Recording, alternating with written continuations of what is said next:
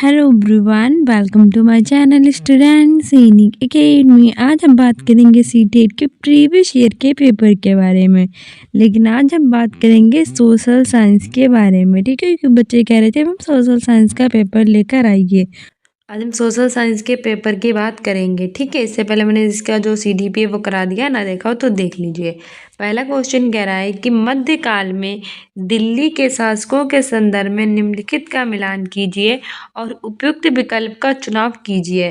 जैसे कि तोमर है 1175 1192, अनंगपाल है 1165 से 1192, चौहान है 1165, आरंभिक 12वीं शताब्दी 1165, और पृथ्वीराज चौहान है 1130 1145। तो सही आंसर होगा ऑप्शन ए है कि पहले का दूसरा, दूसरे का चौथा, तीसरे का तीसरा, चौथे का पहला होगा।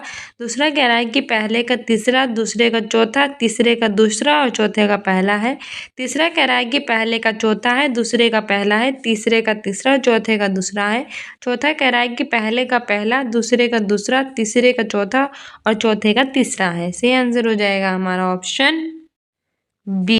ठीक है, पहले का तीसरा, दूसरे का चौथा, तीसरे का दूसरा और चौथे का पहला है। हमारी व्याख्या भी कह रही है कि मध्यकाल में जो दिल्ली के शासक थे उनके संदर्भ में सही सुमेलन इस प्रकार है कि जो तोमर थे वो आरंभिक 12वीं शताब्दी और 1165 में आए थे। जो अनंगपाल थे वो 1130 से 1145 तक थे। जो चौहान थे वो 1165 से 1192 तक थे। पृथ्वीराज चौहान जो थे वो 1175 से 1192 तक थे। ठीक है, तो हमारा सही आंसर ऑप्शन बी हो जाएगा। अगला क्वेश्चन कह रहा है, और ये क्वेश्चन काफ़ी बार आ चुका है सीटेट के एग्जाम में, तो मोस्ट इम्पॉर्टेंट है कि प्राचीन तमिलनाडु में देश की बस्तियों को उर कहते थे, यानी कि in the ancient Tamil Nadu the settlement of were called उर। ऑप्शन ए है व्यापारियों, ऑप्शन बी है कुलीन अभिजातों, ऑप्शन सी है खेतीहरों किसानों, ऑप्शन डी है शिल्पकारों। सही आंसर हो जाएगा ऑप्शन सी, खेतीहारों किसानों। प्राचीन तमिलनाडु में जो खेतीहार किसान थे उन्हें हम उर कहते थे। उर, ठीक है, याद रखना, उर उर मतलब खेतीहर यानी कि किसान। ठीक है, तो ऐसे याद रखना, खेतीहर किसानों को उर कहते थे। हमारी व्याख्या कह रही है कि प्राचीन तमिलनाडु में खेतीहरों किसानों की जो बस्तियां थी उनको उर कहते थे। उर राज्य की सबसे छोटी इकाई थी और संपूर्ण राज्य को मंडलों में विभाजित किया गया था। उर क्या था? उर जो थी वो सबसे छोटी इकाई थी राज्य की। ठीक है, और किसे कहते थे? खेतीहर किसानों को कहते थे, और इसे मंडलों में विभाजित किया गया था पूरे राज्य को। प्रांतों का प्रशासन मुख्यतः चोल राजकुमारों के अधीन था। मंडल को विशाल भू क्षेत्रों में बांटा गया था जिन्हें कोट्टम कहते थे, और जो मंडल थे उन्हें विशाल भूभागों को क्षेत्रों में बांटा गया जिन्हें क्या कहते थे? जिन्हें कोट्टम कहते थे। देखिए, इस शब्द याद रखना, इससे क्वेश्चन पूछ लेता है। प्रत्येक कोट्टम को अनेक नाडुओं अथवा जनपद में विभाजित किया गया था, और प्रत्येक नाडु में अनेक कुर्रम अथवा ग्राम समूह सम्मिलित थे। ग्राम या उर प्रशासन सबसे छोटी इकाई थी। ठीक है, सबसे छोटी इकाई कौन सी थी? तो उर थी, याद रखना। खेतीहर किसानों को कहते थे। अगला क्वेश्चन कह रहा है कि मुगल साम्राज्य के पतन के संदर्भ में निम्नलिखित का मिलान कीजिए। फर्रुखासियन 1759 से 1816, शाह आलम द्वितीय 1713 से लेकर 1719, अहमद शाह 1754 1759 और शाह आलमगीर द्वितीय 1748 से 1754। तो हमें सही मिलान करना है, तो सही मिलान हो जाएगा हमारा ऑप्शन सी, पहले का दूसरा, दूसरे का पहला, तीसरे का चौथा और चौथे का तीसरा। तो दूसरा यानी कि जो फारुखासियर थे वो 1713 से 1719 तक थे। दूसरे का पहला यानी कि शाह आलम द्वितीय थे वो 1759 से लेकर 1816 तक थे। तीसरे का चौथा यानी कि जो अहमद शाह थे वो 1748 से 1794 तक थे, और चौथे का तीसरा यानी कि जो आलमगीर द्वितीय थे वो 1794 से 1759 तक थे। ठीक है, याद रखना, एग्जाम्स के लिए इम्पोर्टेंट है। हमारी व्याख्या कह रही है कि मुगल साम्राज्य के पतन के संदर्भ में सही सुमेलन इस प्रकार के है। जो फर्रुखासियर वही 1713 से 1719, शाह आलम द्वितीय थे 1759 से 1816 तक, अहमद शाह जो थे 1748 से 1754 तक, और आलमगीर द्वितीय वो 1754 से 1759 तक। ठीक है, अगला क्वेश्चन कह रहा है कि उत्तराधिकारी की शहदयाद प्रथा का अर्थ है कि ऑप्शन ए है पसंदीदा पुत्र को अपने पिता की संपत्ति विरासत में मिलेगी। दूसरा कह रहा है कि जो ज्येष्ठ पुत्र है यानी जो सबसे बड़ा पुत्र है उसको अपना पिता की संपत्ति विरासत में मिलेगी। तीसरा कह रहा है कि जितने भी पुत्र और पुत्रियां हैं उनके बीच विरासत का विभाजन होगा।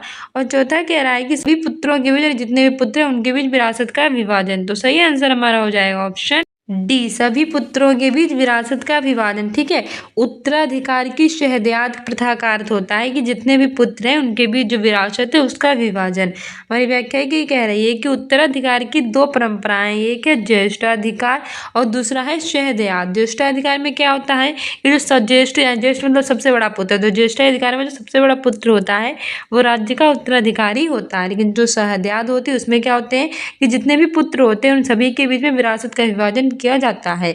मुगल काल में जो है वो इसी परंपरा का पालन किया जाता था। ठीक है, अगला क्वेश्चन कह रहा है कि मराठी में लिखे गए भक्ति गीतों को किस नाम से जाना जाता है। ऑप्शन ए है स्तोत्रम, ऑप्शन बी है भजनम, ऑप्शन सी है प्रबंधम, ऑप्शन डी है अभंग। सही आंसर हो जाएगा हमारा ऑप्शन डी अभंग। ठीक है, हमारी व्याख्या की कह रही है कि जो मराठी में लिखे गए गीतों हैं उनको किस नाम से जानते हैं, उनको हम अभंग नाम से जानते हैं। मराठी में लिखे गए गीत क्या है, अभंग। ठीक है, अभंग। संत तुकाराम ने अपने अभंग और कीर्तन के जरिए बड़े पैमाने पर लोगों को धार्मिक और सामाजिक तौर पर जागरूक करने का काम किया था। तो मराठी में लिखे गए गीत उन्हें क्या कहते हैं, उन्हें अभंग कहते हैं। और किसने लिखे थे, संत तुकाराम लिखे थे। और उन्होंने इसके जरिए क्या किया था कि सामाजिक तौर पर लोगों को जागरूक किया था। ठीक है, इस तरह से क्वेश्चन पूछ सकता है, तो याद रखना। अगला क्वेश्चन कह रहा है कि मौजूदा महाराष्ट्र में रहे संतों के बारे में निम्नलिखित कथनों को पढ़िए और उपयुक्त विकल्प का चुनाव कीजिए। पहला कह रहा है कि 13वीं से 17वीं शताब्दी में हुए कवि संतों ने सभी प्रकार के कर्म कांडों और जन्म आधारित तंत्रों का विरोध किया है। और दूसरा कह रहा है कि इन कवि संतों ने रोजी रोटी कमाने और विनम्रता पूर्वक जरूरतमंद साथी व्यक्तियों की सेवा करते हुए जीवन बिताने का अधिक पसंद किया। तो बताइए, पहला कह रहा है कि पहला और दूसरा दोनों सही है, दूसरा कह रहा है कि पहला और दूसरा दोनों गलत है, तीसरा कह रहा है हमारा कि पहला सही है लेकिन दूसरा गलत है, और चौथा कह रहा है हमारा कि पहला गलत है लेकिन दूसरा सही है। सही आंसर हमारा हो जाएगा इसमें ऑप्शन ए, पहला और दूसरा दोनों सही है। ठीक है, हमारी व्याख्या कह रही है कि 13वीं से 17वीं शताब्दी में महाराष्ट्र में हुए जो कवि संत हैं जैसे कि एकनाथ, समर्थ रामदास, तुकाराम आदि ने सभी प्रकार के जो कर्मकांड और जन्म आधारित तंत्र हैं उनका विरोध किया था। और इन संत कवियों ने अपनी रोजी रोटी कमाने के लिए विनम्रता पूर्वक जरूरतमंद जो साथी थे व्यक्तियों की सेवा करते हुए जीवन बिताने को अधिक पसंद किया था। ठीक है, इस तरह पहला और दूसरा दोनों सही हैं। अगला क्वेश्चन कह रहा है कि कौन सा सही सुमेलित है। पहला है कि बख्शी सैनिक वेतन अधिकारी थे, दूसरा कह रहा है कि शूद्र धार्मिक व धर्मार्थ किए जाने वाले का मंत्री था, तीसरा कह रहा है कि इक्तादार सैन्य कमांडर थे, और चौथा कह रहा है कि कोतवाल वो नगर का पुलिस है। तो इसमें से हमारा से नगर का पुलिस अधिकारी था। तो सही आंसर हो जाएगा ऑप्शन। तो बताइए, इसमें पहला कह रहा है कि तीसरा और चौथा सही है, दूसरा कह रहा है कि केवल पहला, दूसरा और तीसरा सही है, तीसरा कह रहा है कि पहला और दूसरा सही है, चौथा कह रहा है कि पहला, दूसरा और चौथा सही है। तो इसमें आप लोगों को बोनस अंक मिला था।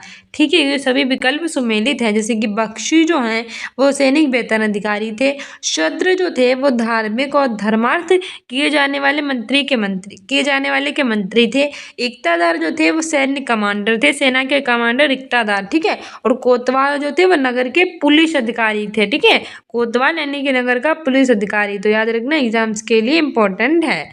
अगला क्वेश्चन कह रहा है कि निम्नलिखित में से कौन सा शब्द मध्य प्रदेश में घुमांतु खेती के लिए इस्तेमाल होता है। और ये काफ़ी इंपॉर्टेंट है। मध्य प्रदेश में जो घुमांतु खेती है उसके लिए कौन सा शब्द हम इस्तेमाल करते हैं। ऑप्शन ए है बिघा, ऑप्शन बी है बेवड़, ऑप्शन सी है बेगा और ऑप्शन डी है महल। सही आंसर हो जाएगा ऑप्शन बी बेवड़।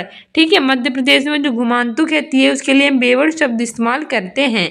और जो मध्य भारत का एक आदिवासी समुदाय उसे बेगा कहलाता है। ठीक है, मध्य भारत का जो आदिवासी समुदाय है वो क्या कहलाता है, बेगा। और घुमांतु खेती के लिए क्या इस्तेमाल करते हैं, बेवड़। ठीक है, बेवड़े होकर घूमते रहते हैं लोग, तो बेवड़ यानी कि बेवड़े, ये लोग और घूमते यानी कि घुमांतु खेती के लिए बेवड़ और समुदाय के लिए बेगा। ठीक है, बेगा के 19वीं सदी के आरंभ में सामाजिक परिवर्तन के संदर्भ में कथन ए और बी को पढ़ें और वो सही विकल्प चुने, यानी कि ए और बी विकल्प चुनना है, फिर सही विकल्प इनमें से चुनना है। 19वीं शताब्दी के शुरुआत से ही हमें सामाजिक रीति रिवाजों और मूल्य मान्यताओं से संबंधित बहस, मुबाहिसे और चर्चाओं का स्वरूप बदलता दिखाई देता है। दूसरा कह रहा है कि इसकी एक अहम वजह यह थी कि संचार के नए तरीके जैसे कि किताबें, अखबार, पत्रिकाएं और पर्चे छपन का विकास हो रहा था। तो बताइए पहला और दूसरा सही है। दूसरा जो है पहले की व्याख्या करता है। दूसरा कह रहा है कि पहला और दूसरा सही है किंतु व्याख्या नहीं करता है। तीसरा कह रहा है कि ये सही है लेकिन बी गलत है। चौथा कह रहा है कि दे और बी दोनों गलत हैं। सही आंसर हो जाएगा ऑप्शन ए, यानी कि both A and B are true and B explains, यानी कि ए और बी दोनों सही है और बी जो होता है वो एक की सही व्याख्या करता है। ठीक है, हमारी व्याख्या भी कह रही है कि 19वीं सदी के शुरुआत से ही क्या है कि जो सामाजिक रीति रिवाज और मूल्य मान्यताएं हैं उनसे संबंधित बहस, बाइशें और चर्चाओं का स्वरूप जो है वो बदलता दिखाई दिया है। और इसकी एक अहम वजह क्या है कि संचार के नए तरीके जैसे कि किताबें, अखबार, पत्रिकाएं, पर्चे छापन का विकास हो रहा है। ठीक है, कथन ए और बी दोनों सही है और बी ए की सही व्याख्या इस तरह से करता है। 10वां क्वेश्चन कह रहा है, इसमें हमें कथन और तर्क वाला दिया गया है। तो हमारा कथन कह रहा है कथन और कारण वाला, और कथन कह रहा है कि डॉक्टर भीमराव अम्बेडकर ने बचपन में रोजमर्रा की जिंदगी में जातिगत पक्षपात झेला था। तो अगर आपने डॉक्टर भीमराव अम्बेडकर से रिलेटेड कोई स्टोरी पढ़ी होगी या सुनी होगी तो आपको पता होगा कि डॉक्टर भीमराव अम्बेडकर थे वो माहर जाति से संबंधित थे और इन्होंने अपनी जिंदगी में जातिगत पक्षपात झेला था। ठीक है, तो ये बिल्कुल सही हो जाएगा। इन्हें संविधान का जनक कहा जाता है। और हमारा रीजन कह रहा है कारण कि डॉक्टर भीमराव अम्बेडकर के पिता एक सैनिक स्कूल में पढ़ाते थे। तो ये भी बिल्कुल सही बात है। हमने पढ़ा था कि जो डॉक्टर भीमराव अम्बेडकर के उनके जो पिताजी थे वो क्या करते थे, एक सैनिक स्कूल में पढ़ाते थे। ठीक है, तो हमारा सही विकल्प चुनना है। तो पहला कह रहा है कि और दोनों सही है, तो सही है कि व्याख्या करता है नहीं है, आपको जानना पड़ेगा। दूसरा कह रहा है कि और दोनों सही है और व्याख्या नहीं करता है, तो पता नहीं। तीसरा कह रहा है कि ये सही है लेकिन आर गलत है, गलत हो जाएगा क्योंकि आर भी हमारा सही है और बी हमारा सही है। चौथा कह रहा है कि और दोनों गलत है, तो ये भी गलत हो जाएगा, ये दोनों गलत है। इन दोनों में से बताओ, तो सही आंसर हो जाएगा ऑप्शन बी, ए और आर दोनों सही है लेकिन जो है व्याख्या वो सही से नहीं कर रहा है।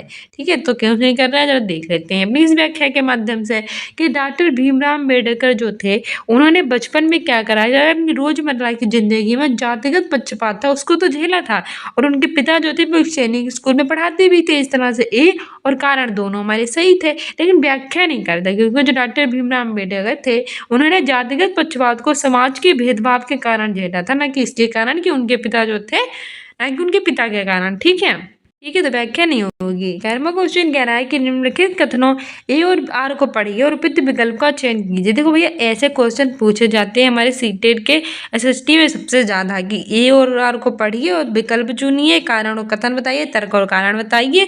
तो अच्छे से देखकर जाना। ठीक है, कथन कह रहा है कि ईबी रामास्वामी ने भूतपूर्व मद्रास प्रेसिडेंसी में स्वाभिमान आंदोलन शुरू किया। और हमारा तर्क यानी कि हमारा कारण कह रहा है कि उन्होंने ऐसा लोगों को समाज में जातिगत भेदभाव के खिलाफ संघर्ष कराने के लिए किया। तो बताइए ए और दोनों सही है और एक सही व्याख्या करता है एक की। दूसरा कह रहा है कि ए और दोनों सही है लेकिन सही व्याख्या नहीं करता है। तीसरा कह रहा है कि ये सही है लेकिन आर गलत है। चौथा कह रहा है कि और दोनों गलत हैं। सही आंसर हमारा हो जाएगा कि और दोनों सही है और आर सही व्याख्या करता है एक की। ठीक है, लोगों ने समाज में जो जातिगत भेदभाव है उनके खिलाफ संघर्ष कराने के लिए जो ईबी रामास्वामी थे उनसे भूतपूर्व जो मद्रास प्रेसिडेंसी में स्वाभिमान आंदोलन था वो शुरू किया था। कितना था कथन ए और कारण आर दोनों सही है और सही व्याख्या भी करता है। अगला क्वेश्चन कह रहा है कि किसने जिन्ना को दो राष्ट्र सिद्धांतों का विरोध किया। Who opposed the Jinnah's two nation theory. Option A है सरदार वल्लभ भाई पटेल, ऑप्शन बी है खान अब्दुल गफ्फार खान, ऑप्शन सी है वीर सावरकर, ऑप्शन डी है मौलाना आज़ाद। सही आंसर इसमें हम जाएगा ऑप्शन डी मौलाना आज़ाद। ठीक है, जो मौलाना आज़ाद थे 1937 के चुनावों में मुस्लिम लीग की बुरी पराजय से व्यथित जिन्ना ने गांधी पर हिंदू राज स्थापित करने का आरोप लगाया। 1937 में जो मुस्लिम लीग की बुरी पराजय हुई थी इसके कारण जो जिन्ना थे उन्होंने क्या किया था कि हिंदू राज स्थापित करने का आरोप लगाया था गांधी जी पर। सांप्रदायिकता को भी उन्होंने भड़काया था और दो राष्ट्र सिद्धांतों का प्रतिपादन किया था जिसके कारण मौलाना आज़ाद ने इनका विरोध किया। ठीक है, और पाकिस्तान को बनाने का श्रेय नहीं किया जाता, पाकिस्तान के पितामह यही कहलाते हैं। मौला जिन्ना। ठीक है। 13वां क्वेश्चन कह रहा है कि 1857 के विद्रोह के बारे में निम्नलिखित कथनों पर विचार कीजिए। पहला कह रहा है कि मई 1857 में भारी विद्रोह का आरंभ हुआ। दूसरा कह रहा है कि ये उपनिवेशवाद के विरुद्ध सबसे बड़ा अप्रतिरोधी पेशवा आंदोलन था। तीसरा कह रहा है कि इसमें सिपाहियों और इन साधारण और जन साधारण ने बड़ी संख्या में भाग लिया। अच्छा, ठीक है। तो ये 3 कथन दिए गए, तो ये कौन सा कथन सही नहीं है, हमें नहीं वाला बताना है। ठीक है। तो पहला कह रहा है कि केवल पहला कथन गलत है, दूसरा कह रहा है कि दूसरा गलत है, तीसरा कह रहा है कि पहला और दूसरा गलत है, चौथा कह रहा है कि दूसरा और तीसरा गलत है। सही आंसर हो जाएगा ऑप्शन बी, केवल इसमें से जो दूसरा कथन है वो गलत है।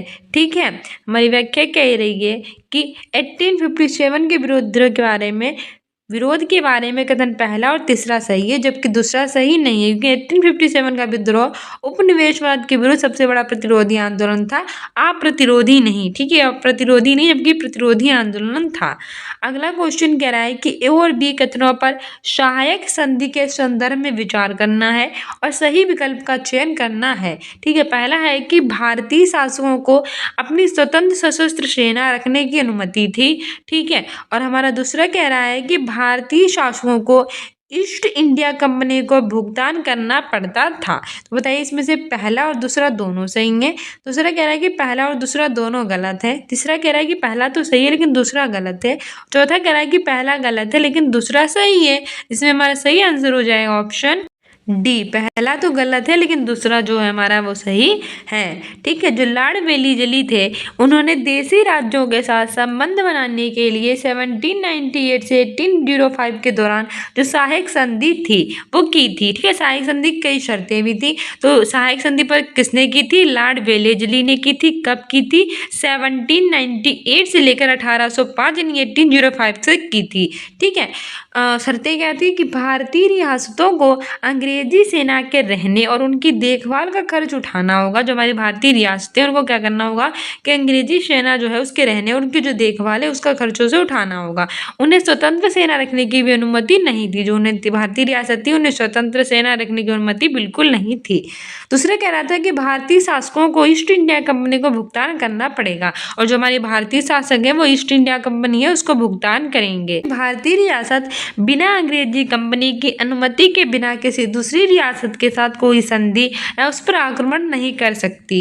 ठीक है। अब हमारा अगला क्वेश्चन कह रहा है 15वें नंबर का कि कंसीडर द फॉलोइंग पेयर्स, यानी जो इन पर विचार करना है। ये हमारे ग्रह दिए गए हैं और इनका टाइम टेकन दिया गया है for one span on axis, यानी अपने अक्ष पर घूर्णन का समय दिया गया है। तो भैया इसको देख लो, ये बहुत एग्जाम्स के लिए है इम्पोर्टेंट।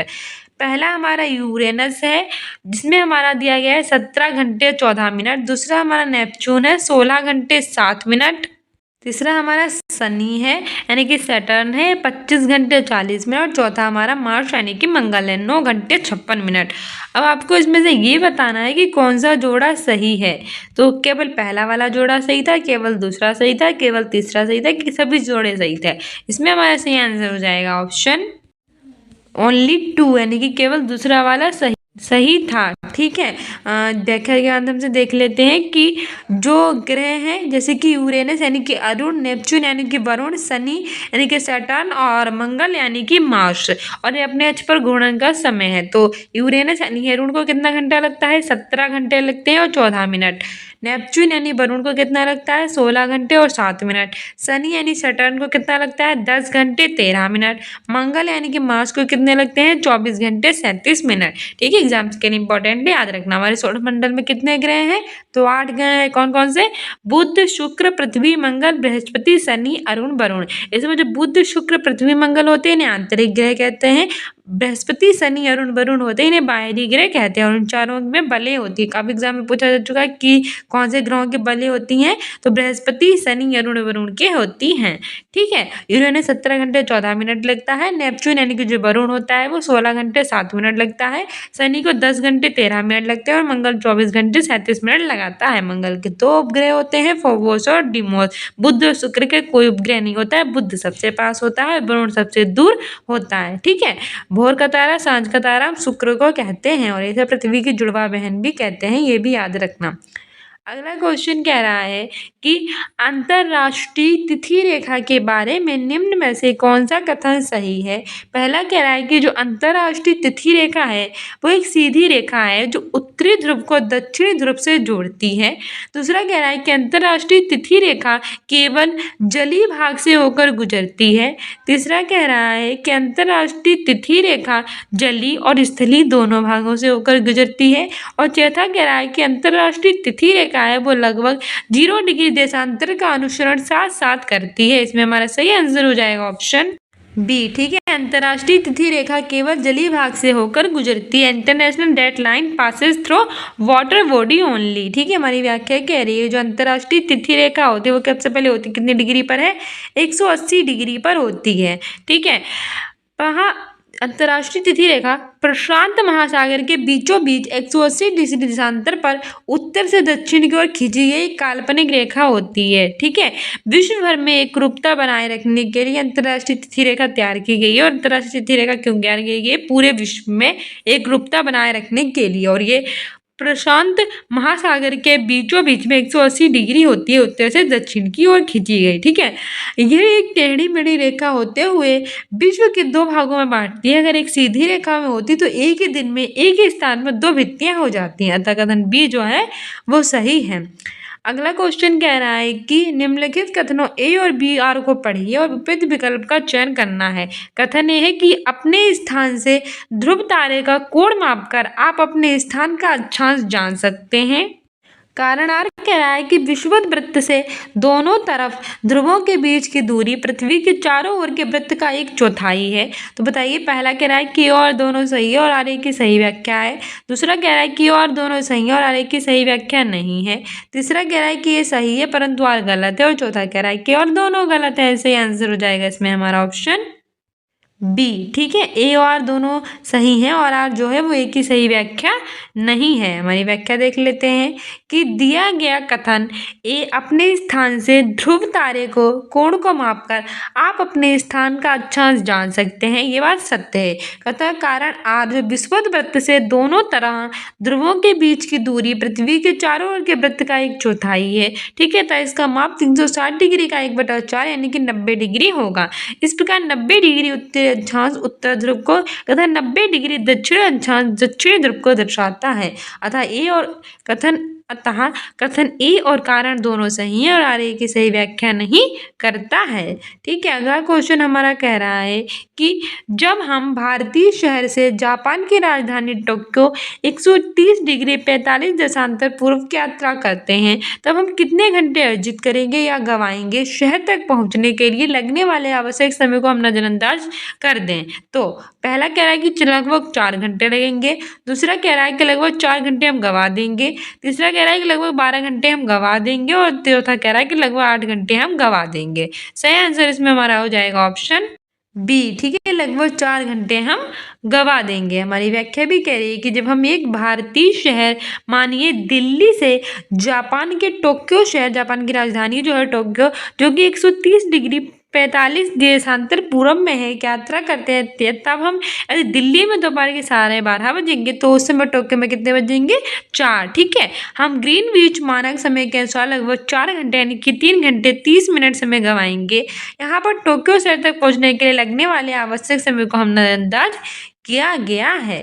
ठीक है, अगला क्वेश्चन हमारा कह रहा है कि महासागरीय मिट्टी के मुख्य खनिज हैं। पहला है मैग्नीशियम, दूसरा है एल्यूमिना, तीसरा है सिलिका और चौथा है निकिल।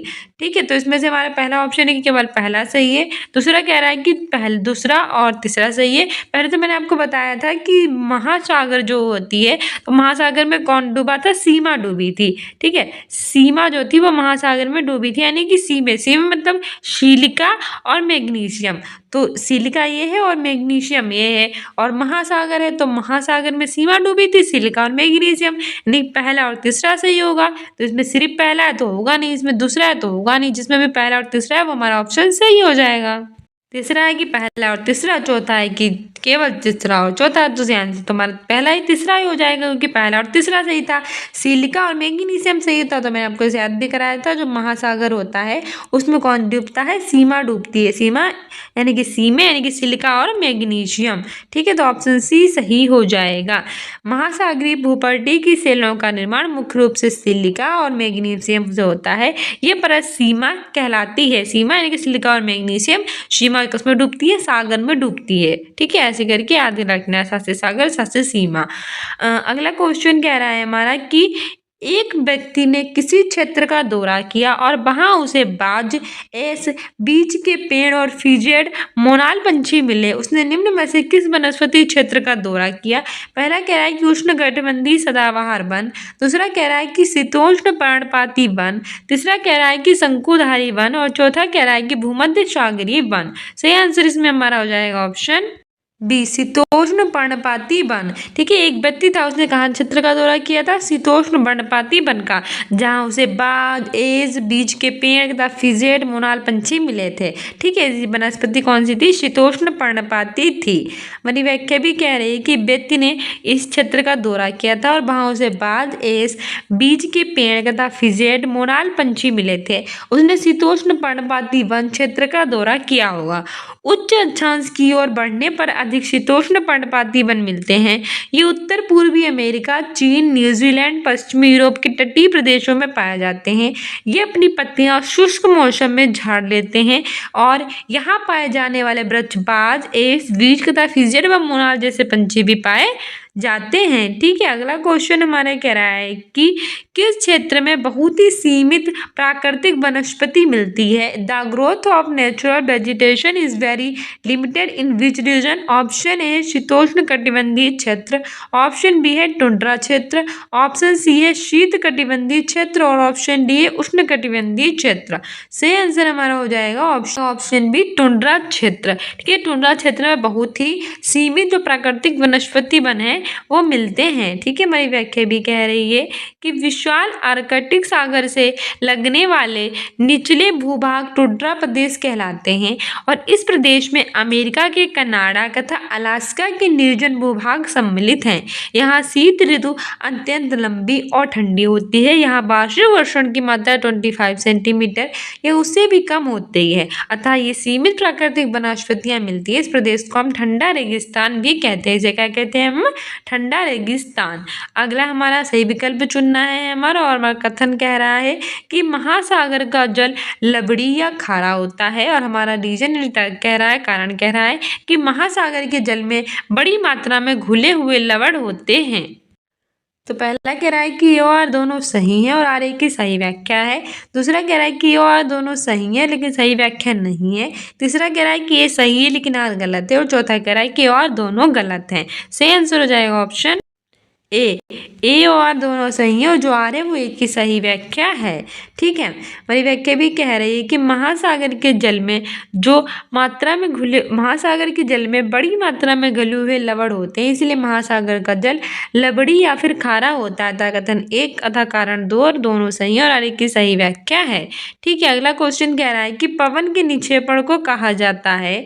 ऑप्शन ए है लोयस, ऑप्शन बी है छत्रक शेल, ऑप्शन सी है हिमोड़, ऑप्शन डी है स्टैक। सही आंसर हो जाएगा हमारा ऑप्शन ए, लोयस। ठीक है, पवन के जो निक्षेपण होते हैं उनको हम कहते हैं लोयस। ठीक है, लोयस कहते हैं। पवन द्वारा उड़ाई गई धूल के निक्षेप से निर्मित जमाव के लोयस कहते हैं, और चीन में विशाल लोयस के निक्षेप भी पाए जाते हैं। अगला क्वेश्चन कह रहा है कि जिन स्थानों पर कोई नदी किसी अन्य जलराशि में मिलती है उसे क्या कहते हैं?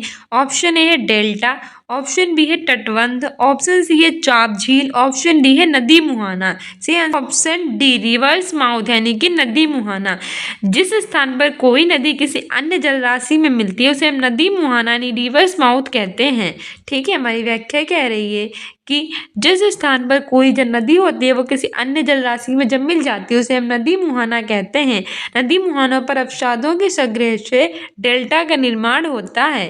ठीक है, 25 नंबर का क्वेश्चन कह रहा है कि निम्न सूचीबद्ध लक्षणों पर विचार कीजिए और वनों के जो प्रकार है उनको भी पहचान करना है। तो पहला है कि ये वन सघन होते हैं और यहाँ साल भर वर्षा होती है। The forest are so thick and receive rainfall throughout the year.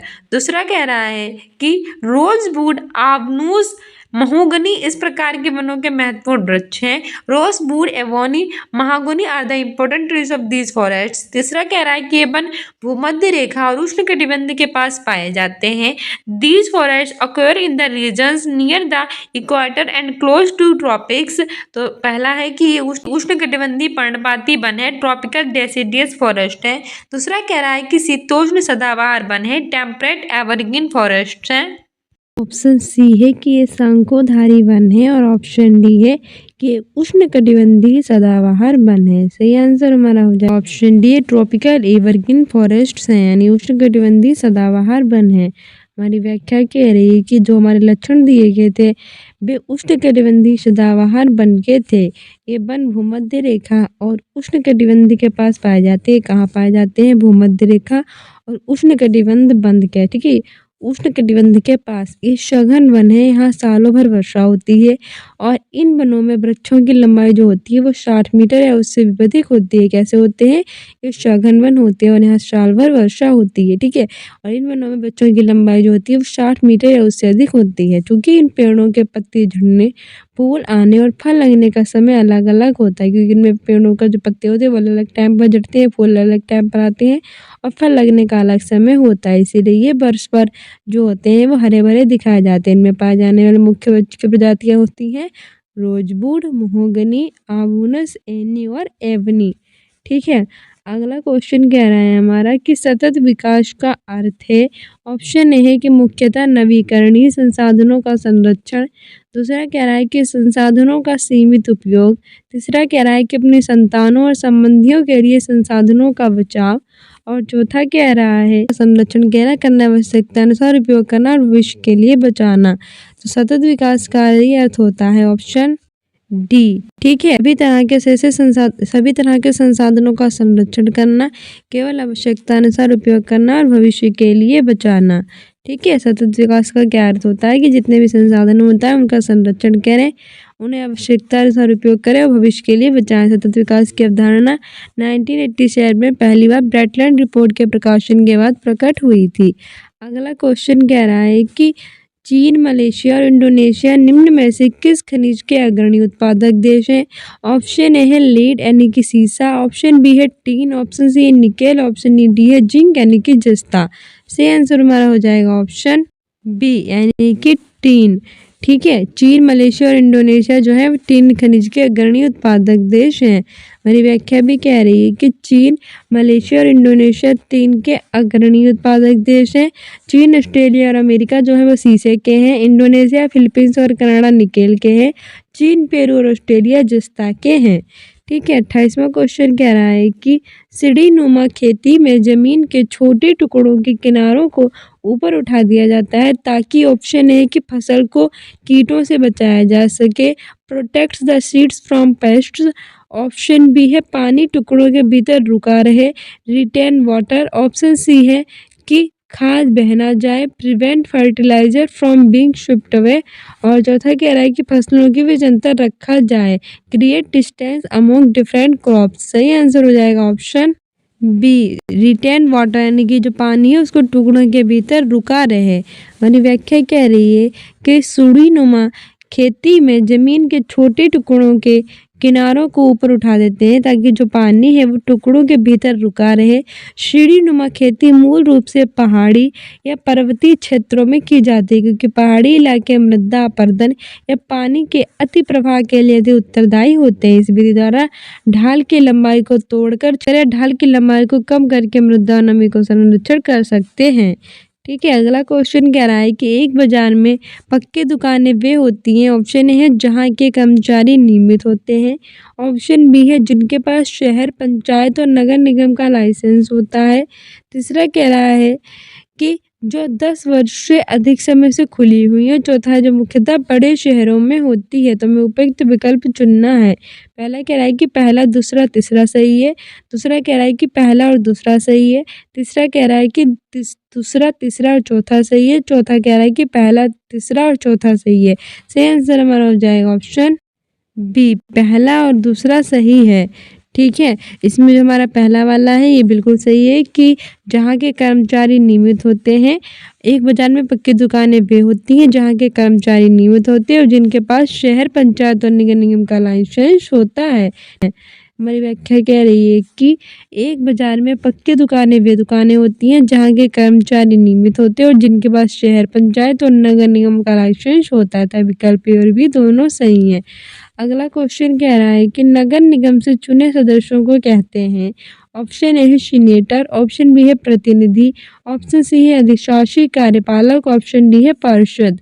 सही आंसर हमारा हो जाएगा ऑप्शन डी, पार्षद। ठीक है, नगर निगम से चुने गए सदस्यों को पार्षद कहते हैं। हमारी व्याख्या कह रही है कि नगर निगम में चुने गए सदस्य जो होते हैं उन्हें पार्षद कहते हैं।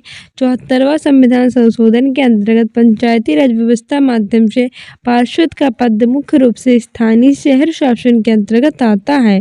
ठीक है, 73वां संविधान संशोधन हुआ था, पंचायत से संबंधित था। 11वीं अनुसूची में 74वां संविधान संशोधन हुआ था और नगर पंचायत से संबंधित था, वह 12वीं अनुसूची में याद रखना। ठीक है, इसका चुनाव जनता के द्वारा किया जाता है। इसके अंतर्गत नगर निगम, नगर पालिका, नगर पंचायत व्यवस्था होती है। पार्षद का चुनाव मुख्य रूप से उस क्षेत्र की जनता जो होती है प्रत्यक्ष मतदान के द्वारा करती है। ठीक है, अगला क्वेश्चन कह रहा है कि मुख्यमंत्री और अन्य मंत्रियों को कौन नियुक्त करता है। Who appoints the chief minister and other ministers. Option A है द प्राइम मिनिस्टर, प्रधानमंत्री। ऑप्शन बी है द प्रेसिडेंट, राष्ट्रपति। ऑप्शन सी है द गवर्नर, राज्यपाल। ऑप्शन डी है the chief justice of high court, उच्च न्यायालय का मुख्य न्यायाधीश। तो सही आंसर हो जाएगा हमारा ऑप्शन सी, द गवर्नर, राज्यपाल। मुख्यमंत्री और जो अन्य मंत्री होते हैं उनको राज्यपाल नियुक्त करता है। ठीक है, और राज्यपाल को राष्ट्रपति नियुक्त करता है। हमारी व्याख्या कह रही है कि भारतीय संविधान का जो आर्टिकल 164 है उसके अनुसार जो मुख्यमंत्री होता है उसकी नियुक्ति करता है राज्यपाल और अन्य मंत्रियों की नियुक्ति जो होता है वो राज्यपाल मुख्यमंत्री की सलाह पर करता है। तथा जो मंत्री होते हैं वो राज्यपाल के प्रसाद पत्र पद धारण करते हैं। अगला क्वेश्चन कह रहा है कि ए और बी पर विचार करें और सही विकल्प का चयन करें। कथन कह रहा है कि कर्ज किसानों की विपदा का मुख्य कारण बन गया है, जिसके बोझ से दबकर कई किसानों ने आत्महत्या कर ली। बिल्कुल सही बात की और आज की वास्तविकता भी है कि जो कर्ज होता है वो किसानों की विपदा का कारण बन जाता है, जिसे न चुका पाने के कारण किसान जो होते हैं वो आत्महत्या करने पर बेचारे मजबूर हो जाते हैं। ठीक है, और कारण कह रहा है कि छोटे किसानों को बीज, खाद और कीटनाशक जैसे सामानों को खरीदने के लिए साहूकारों से कर्ज लेते हैं, जिसके बाद कई किसान चुका नहीं पाते। तो ये बात भी बिल्कुल सही है। तो पहला कह रहा है कि और दोनों सही है और आशय की सही व्याख्या करता है। दूसरा कह रहा है कि और दोनों सही है, सही व्याख्या नहीं करता है। तीसरा कह रहा है ये सही है लेकिन आर गलत है। चौथा कह रहा है कि और दोनों गलत है। ये तो गलत हो जाएंगे क्योंकि दोनों ऑप्शन सही हैं। ऑप्शन ए सही हो जाएगा क्योंकि हमारे दोनों कारण सही थे और व्याख्या भी कर रहा था। ठीक है, हमारी व्याख्या कह रही है कि प्रायः जो किसान होते हैं, जो फार्मर्स होते हैं, वो आर्थिक स्थिति उनकी ख़राब होती है, इसलिए वो क्या करते हैं कि जो बीज, खाद और कीटनाशक है ये सारी चीज़ें पर लागत वाली वस्तुएं खरीदने के लिए बड़े साहूकार, बैंक आदि से ऋण लेते हैं और जिसके बाद वो फसल का उचित मूल्य नहीं दे पाते हैं और किसान आत्महत्या कर लेते हैं। ठीक है, बोझ के तले दबकर। इस तरह कर्ज किसानों की विपदा का मुख्य कारण बन गया। आपने मूवी भी देखी होगी जो अभी आई थी, जवान मूवी आई थी ना, उसमें दिखाया भी गया था इस टाइप में कि कैसे किसान बेचारा आत्महत्या कर लेता है बैंक का कर्ज ना चुका पाने के कारण। तो ये वास्तविकता भी है आज के समाज की। अगला क्वेश्चन कह रहा है कि भारत में किस तरह के श्रम को कानून के द्वारा प्रतिबंधित किया गया है। ऑप्शन ए है बेगार, ऑप्शन बी है अनियमित, ऑप्शन सी है दिहाड़ी, ऑप्शन डी है असंगठित। हमें सही विकल्प का चुनाव करना है। ऑप्शन ए है केवल डी, ऑप्शन बी है केवल ए, ऑप्शन सी है ए और बी, ऑप्शन डी है बी सी डी। सही आंसर हो जाएगा ऑप्शन ए कि केवल बी। ठीक है, हमारा को व्याख्या कह रही है कि भारत में बंधुआ मजदूरी श्रम में श्रम को भारत में कानून के द्वारा प्रतिबंधित कर दिया गया है। बंधुआ मजदूरी श्रमिकों के मौलिक अधिकार जो होते हैं उसके हनन से संबंधित श्रम प्रक्रिया भी, जिसे बंधुआ मजदूरी श्रम तथा उन्मूलन अधिनियम 1976 के द्वारा भारत में पूरी तरह से प्रतिबंधित कर दिया गया है।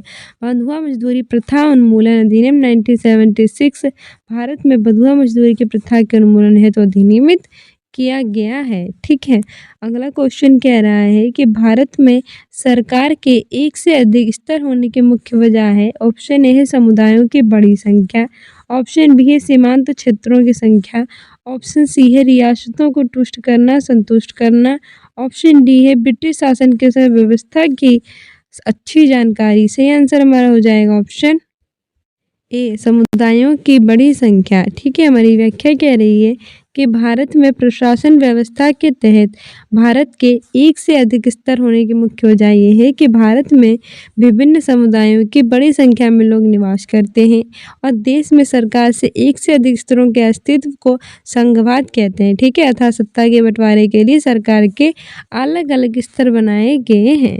अगला क्वेश्चन कह रहा है कि निम्नलिखित कथनों पर विचार कीजिए। पहला है कि लड़कियों की तुलना में जो लड़के होते हैं वो बेहतर स्काउट लीडर बनते हैं। दूसरा कह रहा है कि लड़कियां फुटबॉल खेलने में अच्छी होती हैं। तीसरा कह रहा है कि लड़कियां शो में कोमल और अच्छी देखभाल करने वाली होती हैं। और चौथा कह रहा है कि लड़के दबंग और उग्र होते हैं। तो कौन सा कथन रूढ़िवादिता को बता रहा है? पहला है कि पहला, दूसरा और तीसरा। दूसरा है कि पहला, तीसरा और चौथा। तीसरा है कि दूसरा और तीसरा। चौथा है कि पहला और तीसरा। सही आंसर हो जाएगा इसमें ऑप्शन बी। ठीक है, पहला, तीसरा और चौथा। मेरी व्याख्या कह रही है कि दिया गया कथन जो है रूढ़िवाद को तो दर्शाता है, जैसे कि लड़कियों की तुलना में लड़के एक बेहतर स्काउट लीडर बनते हैं। जैसे कहते नहीं है कि तुम बॉयज हो, तुम अच्छा काम कर सकते हो, लड़कियां अच्छा काम नहीं कर सकती, तुम बेहतर स्काउट लीडर बन सकते हो, लड़कियां नहीं बन सकती। तो ये क्या कहता है? ये जेंडर रूढ़िवादिता को दर्शाता है। और दूसरा है कि लड़कियां सौम्य यानी कि कोमल, लड़की अच्छी देखभाल करने वाली होती हैं। तो काफ़ी समय से ये परंपरा चली आ रही है कि तुम लड़कियां हो, तुम अच्छे से सबकी देखभाल कर सकती हो क्योंकि तुम कोमल हो। लड़के जो होते हैं वो कठोर होते हैं और अच्छे से देखभाल नहीं कर पाते। तो ये भी जेंडर रूढ़िवादिता को दर्शाता है। लड़के दबंग होते हैं और उग्र प्रकृति के होते हैं, ये भी हमारी जेंडर रूढ़िवादिता है। ठीक है, जबकि फुटबॉल लड़कियां अच्छा खेल लेती हैं, ये तो नहीं है जेंडर रूढ़िवादिता, ये तो हमारी आजकल नई धारणा बन रही है। ठीक है, जो बहुत समय पहले से चली आ रही है उसे जेंडर रूढ़िवादिता कहते हैं। जो नई धारणाएं बनती है उसे हम नई धारणा कहते हैं। तो रूढ़िवाद सामाजिक विज्ञान के अंतर्गत व्यवहारिक ऐसी विचारधारा है जो पारंपरिक मान्यताएं, बहुत से समय से चली आ रही जो मान्यताएं होती हैं उनके अनुकरण पर वैज्ञानिकता के स्थान पर केवल आस्था और पूर्व अनुभव के अनुसार करता है। ठीक है, ऐसे सामाजिक, राजनीतिक और नैतिक मान्यताओं का ऐसा समुच्चय है जो प्राचीन काल से समाज में प्रचलित जो मान्यताएं और व्यवस्थाएं उनको बढ़ाता है। ठीक है, अगला क्वेश्चन कह रहा है कि निम्न में से कौन से भारत की संसद बनाते हैं? राज्यसभा, लोकसभा, राज्य की विधानसभा, राष्ट्रपति। सही विकल्प चुनना है। तो भारत की संसद जो है वो आर्टिकल 79 में है, 3 जगह से बनकर है। ये तीन स्तरों राज्यसभा, लोकसभा और राष्ट्रपति से मिलकर बनती है, इसीलिए पहला, दूसरा और चौथा हो जाए। तीसरा सही है। दूसरा कह रहा है कि पहला और दूसरा सही है। तीसरा कह रहा है कि दूसरा और चौथा सही है। तीसरा कह रहा है कि पहला, दूसरा और चौथा सही है। तो सही आंसर हो जाएगा ऑप्शन डी, पहला, दूसरा और चौथा सही है। ठीक है, भारत की जो संसद होती है वो भारतीय गणराज्य का सर्वोच्च विधायी निकाय है। ये भारत के राष्ट्रपति और संसद के अन्य दो सदन होते हैं जिन्हें कि लोकसभा, जिसे हम निम्न सदन कहते हैं, राज्यसभा जिसे उच्च सदन से आते हैं, इनसे मिलकर बनती है। ठीक है, राष्ट्रपति को विधायिका के प्रमुख के रूप में अपनी भूमिका में संसद का सत्र बुलाने की, उसे सत्रावसान करने की और लोकसभा को भंग करने की पूरी शक्ति प्राप्त होती है। तो हमारा राष्ट्रपति क्या कहता है? वो सत्र को बुला सकता है, सत्रावसान कर सकता है, लोकसभा को भंग कर सकता है, इसकी पूरी शक्ति होती है।